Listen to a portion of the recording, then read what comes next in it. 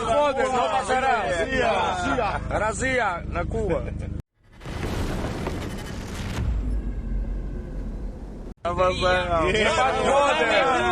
As many as 5,000 Cubans may be fighting for Russia against Ukraine, according to investigative journalists. While some were likely tricked into joining the Russian army, many have signed up to escape grinding poverty in Cuba. Russia has recruited people from many countries with historic links to the former Soviet Union, including in Africa, Asia, and Latin America. The Cuban contingent, with an estimated 5,000 men, may be the second largest after that of North Korea. Russian recruiters have used Facebook and other social media sites to contact Cubans online. In some cases, they appear to have used deception, promising them jobs as cooks or construction workers, but then giving them Russian army contracts to sign. Radio Free Europe has interviewed one Cuban who was captured by Ukrainian forces. Frank Dario Jarose Manfuga claims he was tricked when he went to Russia. "I never intended to kill anyone. I never wanted to take part in the war. I have a family."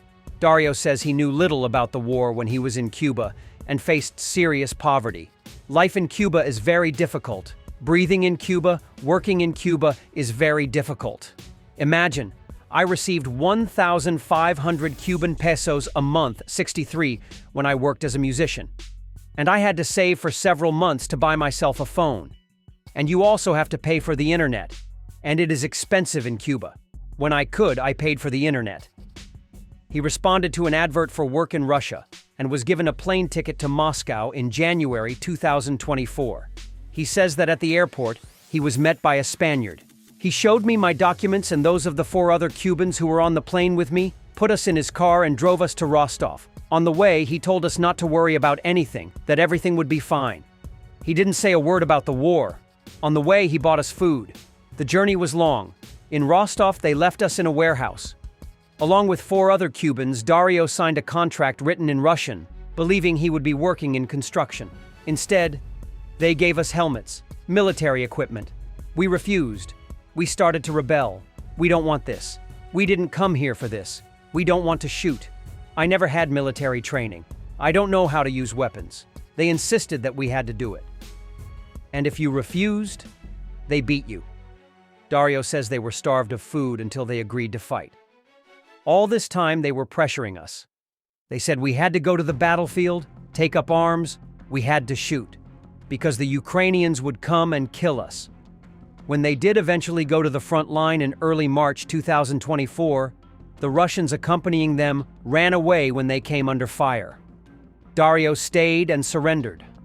Another man, Miguel from Santa Clara, signed a contract ostensibly to repair war-damaged infrastructure. He traveled to Russia in July 2023, but by September he had been sent to the front line in a Russian army uniform. It's clear, though, that many other Cubans have joined specifically as mercenaries, to earn money or Russian citizenship or both. In May 2023, the Russian newspaper Ryazansky Vedomosti reported on Cubans joining the Russian army as contract professional soldiers. According to the paper, today, several citizens of the Republic of Cuba left the military service selection point in Ryazan, near Moscow, to serve in the Russian army under a contract. According to them, the Cubans want to help our country carry out tasks in the Special Military Operations Zone, and some of them would like to become Russian citizens in the future. In September 2023, the Cuban Interior Ministry announced that it had arrested 17 people in Cuba for human trafficking and mercenarism as part of a Russia-based network that was recruiting young Cubans to fight in Ukraine. However, researcher Orlando Gutierrez Boronat points out that no charges appear to have been brought against the network. Did you see any trials? There were no trials. Most of these people were released. Do you know why they were released?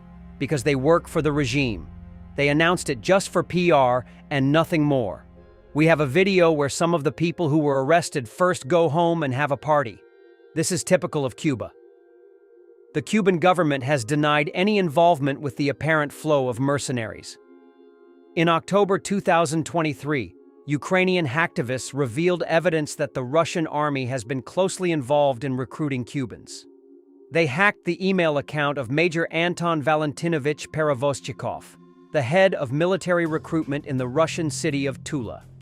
Major Perevoschnikov's 51st Guards Airborne Regiment sustained heavy losses in the early stages of the war in Ukraine. It seems to have begun recruiting foreigners to replenish the numbers, as Perevoschnikov's emails provide details of 199 Cuban recruits aged between 18 and 69. In May, Vladimir Putin decreed that foreigners who enlisted with the military on year-long contracts could receive Russian citizenship via a fast-track process, along with their spouses, children, and parents. The recruitment drive seems to have started very soon afterwards. Most of Major Perevoschnikov's recruits arrived in Russia in groups of 10 to 30 between July and August 2023. They were brought to Tula and were given contracts in Spanish promising benefits and pay of $2,000 a month, far more than the $30 to $40 they could earn at home. The Cubans were generally people of low social status and from large families. Not all had come in 2023. Some had already been living in Russia, but were evidently willing to sign up to fight in exchange for money and citizenship. This, however, was a trap. While Putin's decree allowed for one-year contracts, many recruits found themselves facing indefinite military service as new Russian citizens. Now they're telling us that since we're Russian citizens, we have to continue fighting until the end of the war, said one man. In one poor Havana suburb alone, around 100 men were said to have signed up between June and October 2023. They were recruited via WhatsApp by a Cuban woman called Diana David Diaz, who bought plane tickets for them to go to Russia. Others named in the trafficking network include Elena Shuvalova, pictured, a Russian, Olga, a Russian lawyer, and Indira Noa Martinez, a Cuban who is related to Elena. The men agreed to sign up by sending Diana photos of their passports. The recruiters appear to have pocketed a lot of the Cubans' money. Although the men were supposed to have been paid a 200,000 ruble $2,000 bonus for signing up, several of them say Elena Shuvalova deducted this sum as her commission. A former recruit named Rafael points out that this may have made a lot of money for the recruiters. They charged each Cuban 200,000 rubles, and there are 4,000 plus Cubans signed up.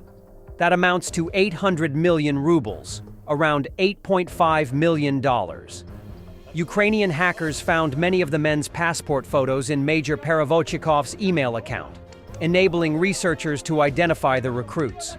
Some men also posted social media photos and videos from Tula. Many of the Cubans fighting for the 51st Parachute Regiment have a presence on Russian social media, which has allowed researchers to track them. It's clear that some strongly identify with Russia, including wearing Wagner Group patches. Cubans fighting in Ukraine have complained of being poorly treated. Miguel from Santa Clara told his mother that they were there to shield the Russian troops. They are cannon fodder. Many were sent to frontline hotspots, such as Bakhmut, despite minimal training. One man, Yoan, says, "It was, you signed the contract, now you're off. They put us on a bus and said they'd give us 3 months training, which was a lie. Before we knew it, we were in Ukraine, on the front lines of combat." By April 2024, stories were circulating about beatings, mistreatment, and unpaid salaries. The Ukrainian resistance group Atesh says that Cuban soldiers from the 428th Motor Rifle Regiment, based in Donetsk, assassinated their own commander after being mistreated. "Many of my friends died on the front line without passports. They do not want to give us our documents. They are swindling us out of our money. They continue swindling us. They continue deceiving us. We continue dying, and really nobody does anything. For all my fellow Cubans who are in combat like me, don't let them keep lying to you. Don't take up arms. Don't lose your lives, brothers. I'm telling you. Put down the weapons. We are dying and not getting paid." In a video published on a popular Cuban YouTube channel in August, two 19-year-olds, Andor Velasquez and Alex Vega, said that they had been lured to Russia for construction jobs, but were brought to an army training camp and told to sign a military contract. The men's passports were taken away and they were sent to miserable conditions in frontline trenches. Vega says, "Many Cubans got sick because water was limited. You could only drink water once a day. There was very little food and you had to eat it very quickly." He caught pneumonia and was taken to hospital along with Velázquez. There are a lot of Cubans who have disappeared, Vega says in the video. If you are thinking about coming to Russia, don't. Both men subsequently dropped out of contact. They were almost certainly sent back to the front line and are probably now dead. According to the Ukrainians, the foreign fighters' skills were low and their life expectancy on the battlefield was not even days, but hours. Some of the Cubans have been expelled from the Russian army for unclear reasons, but did not have their passports returned or any rights of residency confirmed. They have ended up homeless and sleeping in metro stations, facing possible deportation as undocumented immigrants. For Russia, the attraction of recruiting Cubans is that it means fewer Russians need to be mobilized. However, even if they manage to survive their military service, the Cubans face the prospect of long jail sentences for mercenarism if they ever go home. The Ukrainians point out that Cubans are also cheaper to employ. Apart from salaries, the Russian government is obligated to provide additional compensation in cases of injury or death for its citizens. However, this responsibility doesn't extend to Cuban citizens. Cubans fighting in Russia have noted that if they die in the war, their families have to repatriate the bodies at their own expense, unlikely given Cuba's poverty. A Ukrainian officer comments, "When you come here for financial gain, your death is your headache." Thanks for watching, and don't forget to subscribe. Also, if you want to support Warthog Defense, please become our member and get early access to new videos, exclusive members-only videos, and become administrator in comment section. The membership link is in the description. Rescues every day. We had a guy last week, it's 6 rescues in 6 days. You know, he's doing the job every day.